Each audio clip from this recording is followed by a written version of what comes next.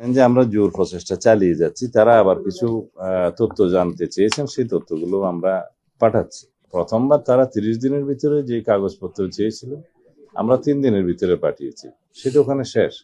এরপরে তাদের royal court, যেটা ইউএই, তারা আদালত থেকে আর কয়েকটা বিষয় জানতে চেয়েছেন, সেই রিপ্লাইগুলো আমরা দিচ্ছি, 2-1 দিনের ভিতরেই যাবে। প্রেমের সাথে পালন করবে, তাদের এই কর্মের স্বীকৃতি স্বরূপ আমরা পুরস্কৃত করব, এবং যারা বিভিন্নভাবে আইন বিধি লঙ্ঘন করে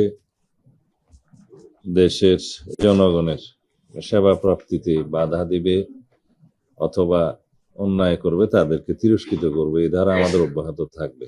আমরা জনগণের সেবা করার জন্যই জনবান্ধব পুলিশ এবং অন্যান্য আইন শৃঙ্খলা রক্ষাকারী কর্তব্যকে আমরা এগিয়ে নিতে চাই, তাদের কার্যক্রমকে এগিয়ে নিতে চাই, যাতে দেশের মানুষের গণ অভ্যুত্থান পরবর্তী নবপ্রত্যাশা অনুযায়ী আমাদের পুলিশ বাহিনী এটা জনবান্ধব পুলিশ বাহিনী হিসেবে স্বীকৃতি পায়।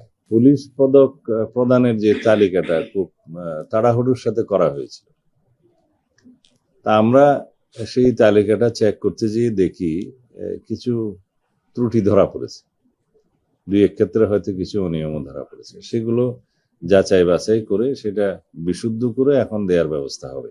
সনাতন ধর্মাবলম্বীদের যে অনুষ্ঠান, রথযাত্রা এবং উল্টো রথ, দুইটাই যাতে খুব সুচারুরূপে হয়, কোনো রকমের কোনো বিশৃঙ্খলা না হয়, সেই জন্য আমরা সকল সংস্থা, আইন প্রয়োগকারী সংস্থার সঙ্গে আমরা সমন্বিতভাবে কাজ করেছি।